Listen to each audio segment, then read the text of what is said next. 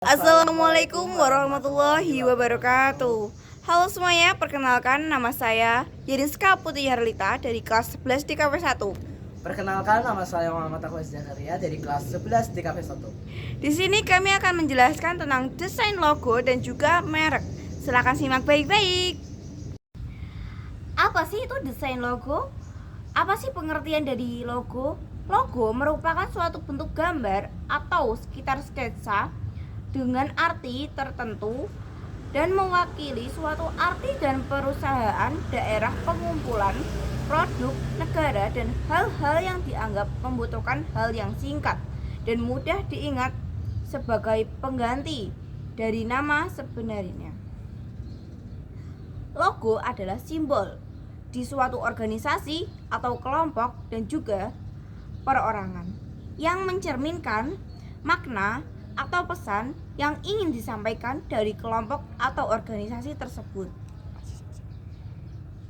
Logo sama dengan identitas, maka dari dalam pembuatan tidak sembarangan, karena pada logo yang baik akan mencerminkan kesan yang baik juga terhadap pemiliknya.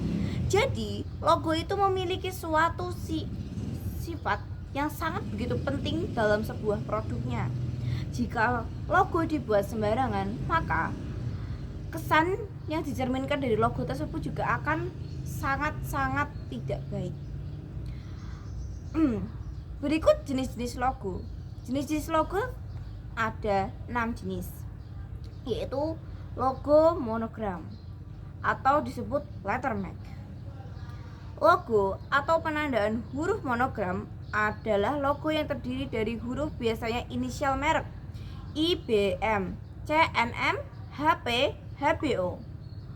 Melihat suatu polanya, mereka akan berinisial dari beberapa bisnis tersebut dengan nama yang agak panjang.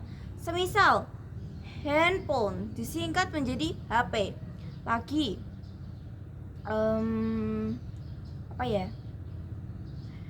pokoknya itu adalah singkatan-singkatan dari produk yang namanya itu panjang-panjang. Contohnya tadi seperti HP, televisi, kan disifat menjadi TV. Selanjutnya wordmarks atau logotypes.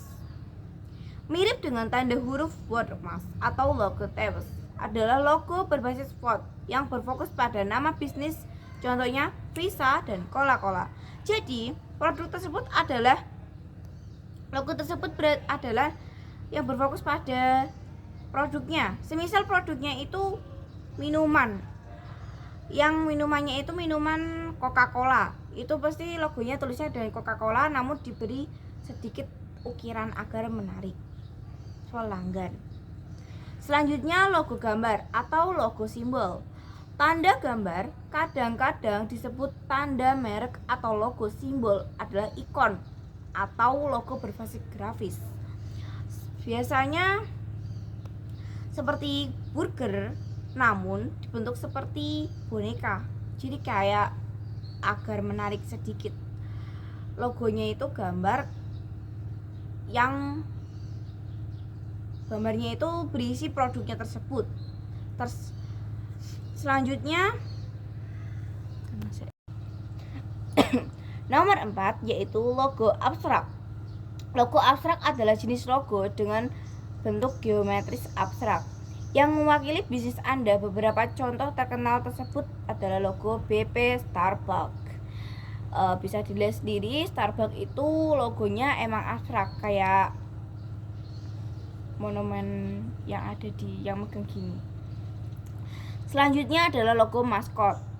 Logo maskot adalah logo yang melibatkan karakter bergambar, seringkali penuh warna, kadang-kadang kartun yang paling selalu menyenangkan. Logo maskot adalah cara bagus untuk membuat jurus bicara karakter mereka Anda sendiri. Selanjutnya nomor 6, watermarks atau logotypes. Mirip dengan tanda huruf, watermarks adalah logotypes adalah logo berbasis font yang berfokus pada namanya. Selanjutnya ini adalah contoh-contoh dari gambar logonya. Di sini ya. contoh-contoh dari logonya. Selanjutnya kita lanjut di fungsi logo.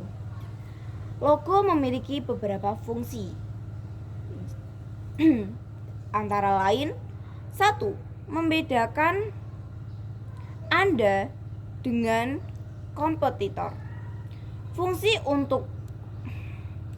utama dari sebuah logo adalah membedakan satu bisnis dengan bisnis lainnya, khususnya untuk kompetitor dengan bisnis yang serupa. Sebelumnya, membuat logo adalah harus melakukan riset pasar untuk mengetahui bagaimana kekuatan kompetitor. Dengan begitu, Anda bisa mendesain logo yang bisa bisnis lebih menonjol dari kompetitor. Berarti, kita harus menjelajahi dulu sebuah pasar, lalu kita menciptakan logo yang benar-benar itu belum ada di situ. Jadi, meskipun produknya sama, yang penting logonya berbeda. Dan usahakan sebagai pengusaha kita harus membuat logo semenarik mungkin agar menarik konsumen bisa membeli produk kita. Selanjutnya, meningkatkan loyalitas merek. Logo yang bagus bisa membuat bisnis untuk mendapatkan pelanggan setia. Saat sebuah produk menawarkan produk yang berkualitas kepada pelanggan, maka mereka akan cenderung tertarik untuk melakukan transaksi kembali. Dengan kata lain, logo bisnis bisa membantu meningkatkan loyalitas merek dan mempertahankan pelanggan setia. Selanjutnya nomor 3, membangun brand awareness. Logo yang mudah diingat oleh konsumen akan memberikan dampak positif terhadap bisnis. Logo harus mampu menciptakan visual yang kuat berhubungan dengan bisnis yang ditawarkan. Hubungan ini akan membantu pelanggan untuk lebih mudah mengingat mereka hingga mampu menciptakan brand awareness yang bagus di mana konsumen akan langsung mengingat bisnis Anda hanya melihat logo dari logo tersebut. Meskipun logo itu simple, namun harus terlihat menarik dan mudah diingat.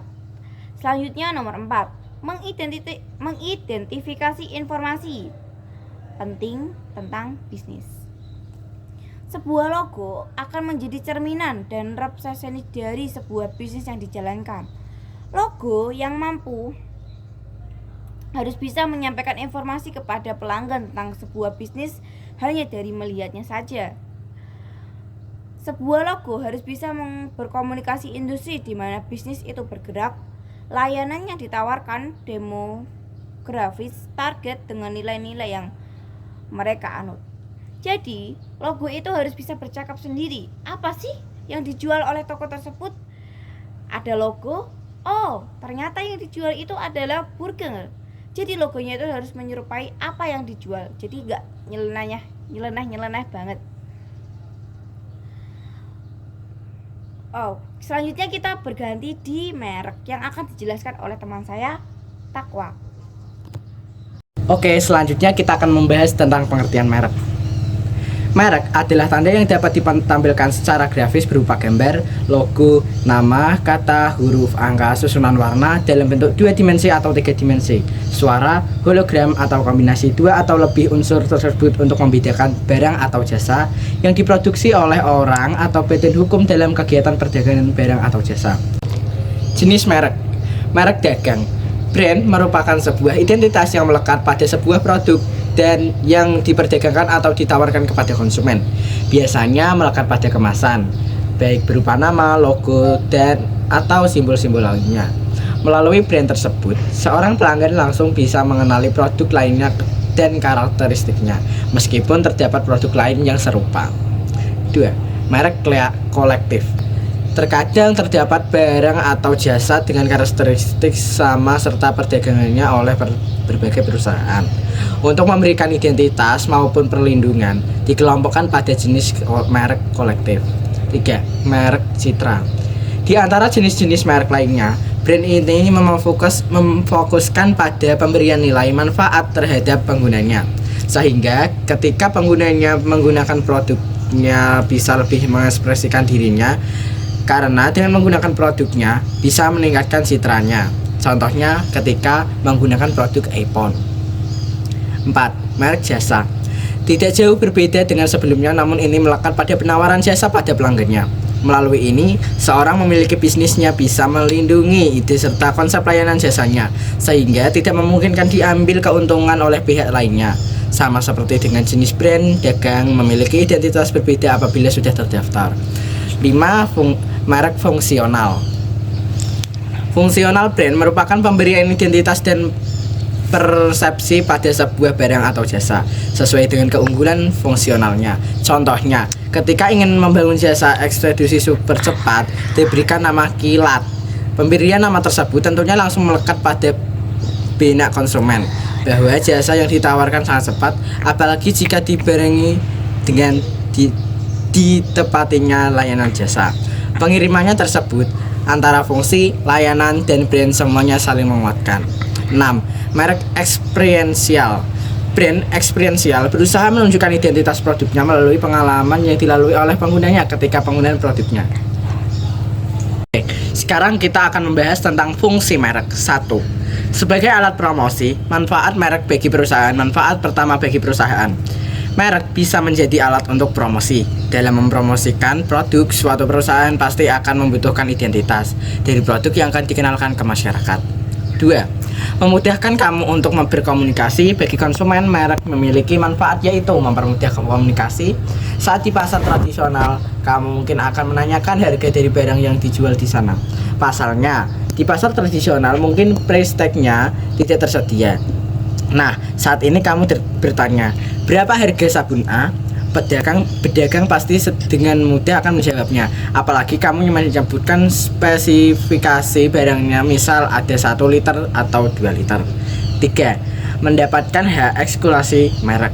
Apabila kamu mendaftarkan hak merek dagang, maka UU nomor 20 tahun 2016 tentang merek dan indikasi geografis akan memberikanmu hak eksklusif untuk dapat menggunakan sendiri merek yang telah terdaftar atau mengizinkan orang lain untuk menggunakan merek terdaftar tersebut dengan memberikan izin melalui lisensi. Selain itu, kamu akan menerima sertifikat merek sebagai bukti bahwa merek pedagangmu telah terdaftar di Direktorat Jenderal Kekayaan Intelektual Indonesia. Fungsi merek yang keempat. Merek bermanfaat untuk mencegah aksi pembajakan produk.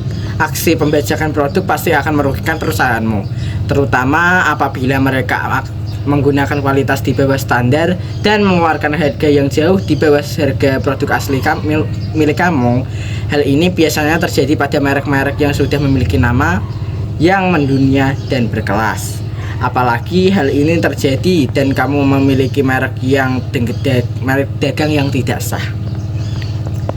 Kamu bisa membuat merek bajakan tersebut berhak diproduksi dan ditarik dari pasar. Sekian presentasi desain logo dan merek dari kami. Bila ada kesalahan, kami mohon maaf.